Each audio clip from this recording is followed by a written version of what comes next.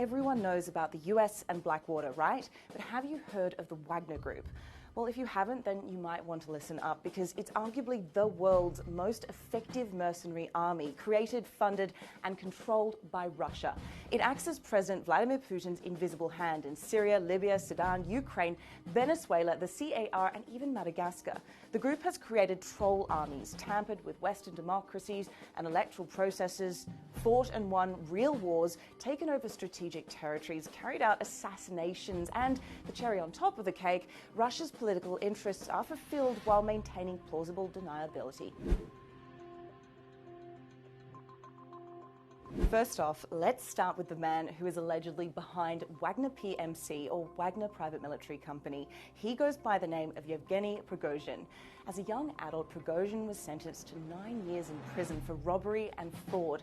After he was released, he became a hot dog vendor. But the ex-convict had big aspirations. Coupled with Russia's shocking transition to capitalism in the 1990s, Prigozhin expanded his business by setting up St. Petersburg's first grocery chain, and then went into luxury restaurants.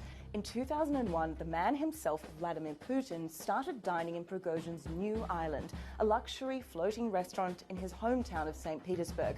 Prigozhin didn't waste the opportunity to personally serve his president, and so the two men hit it off. Now, the hot dog seller suddenly found himself a spot in the president's elite circle, earning him the nickname Putin's chef.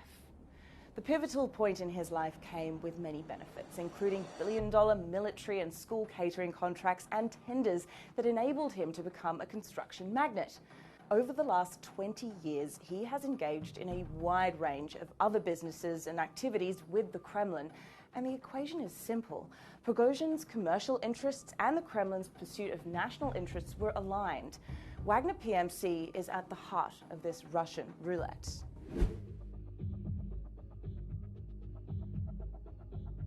Wagner PMC was born out of the conflict in Ukraine. During the Russian annexation of Crimea in 2014, the Russian army turned to Wagner's mercenaries, known as Little Green Men. They were reportedly involved in shooting down a Ukrainian Il-76 military airlift, assassinated rogue separatist leaders, and participated in the Battle of Debaltseve. For the fighters, mostly army veterans, it is clearly a money game. In 3 months, a mercenary can make around 1 million Russian rubles or $16,000, which goes a long way in that part of the world. And in some cases, it's more than 10 times what they'd be paid as a regular soldier. A commander can earn about 3 times more. If they die in combat, their families will receive around $56,000. For Russia, having mercenaries serves its purpose threefold. It gets battle-hardened mercenaries and doesn't need to deal with inactive veterans. But most importantly, Moscow gets to maintain plausible deniability while expanding its foreign policy reach. In other words, Russia can say it's not officially interfering in Libya, but can fulfill its strategic interests by having Wagner mercenaries there. Nearly a decade after its first appearance, Wagner has now spread across the world. This chart helps visualize the connection between Prigozhin's commercial interests and Russia's foreign policy engagement. But there is more. Prigozhin's other commercial interests also align with where Wagner mercenaries go. So for instance, in January 2018, Prigozhin's Evropolis signed a contract with the Syrian state-owned General Petroleum Corporation. Evropolis would get 25% of the output from any petroleum facilities retaken for Bashar al-Assad by Wagner mercenaries.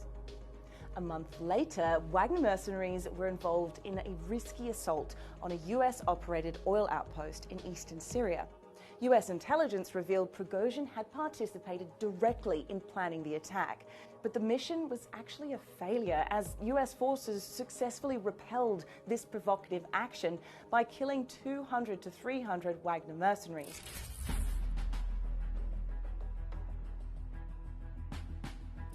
Despite this reckless overstepping, there is no doubt that Russia's arrival in Syria in 2015 was a game changer.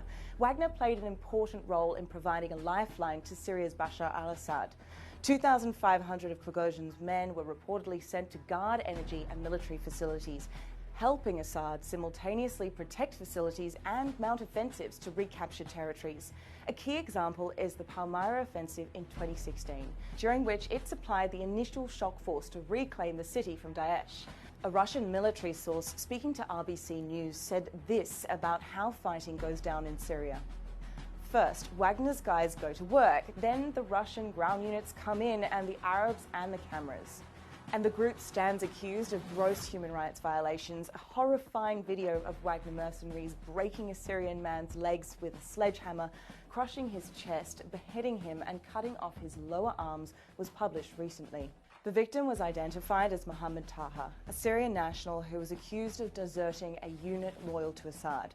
Putin and his chef have taken this war machine and used it in their rapid scramble for Africa.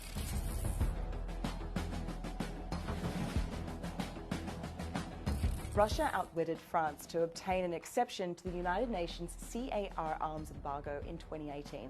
Stratfor reported that 370 Wagner contractors were deployed to CAR, providing security for President Faustin Archange Touadéra. Obviously, the service isn't free of charge. CAR is rich in diamonds, oil, gold and uranium, and the Russian Foreign Ministry has discussed mining concessions with Touadéra. The Russians have initiated diamond extraction already, and Wagner appears to have taken up security at the mines. It is important to note that 3 Russian journalists were killed in CAR in the summer of 2018. The journalists were investigating Wagner's presence there and were planning to film gold mines in Libya, the land of Omar Mukhtar. Expansion is still on the cards for Putin and his chef.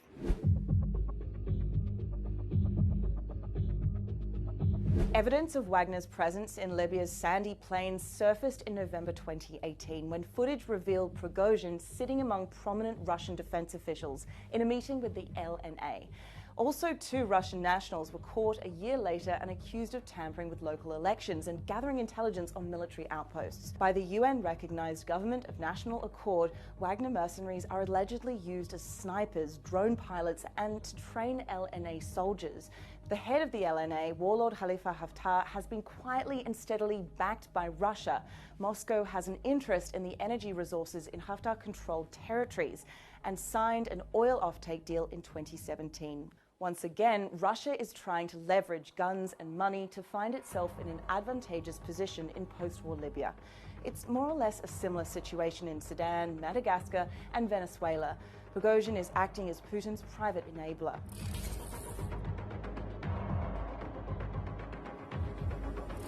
Putin's chef has also earned himself another nickname, the King of Dislikes, and this is due to his involvement in setting up troll armies and spreading fake news. The US government has indicted Prigozhin and another 13 Russians over fraud and deceit for the purpose of interfering with the US political and electoral processes. He is being directly accused of spending significant funds on the Internet Research Agency, a St. Petersburg body that has been nicknamed the Russian Troll Factory. These Russian trolls are accused of tampering with the US elections and other democracies such as the UK and France. And so it should be now very clear that Prigozhin has his finger in many pies. But this can also have dire consequences such as the US indictment. His companies are on the sanctions list and news agencies around the world have tried to shed light on his clandestine activities. So will Russia's quest to capitalize on humanitarian crisis pay off? Will the crimes committed by Wagner continue? And as with Blackwater, will justice be evaded?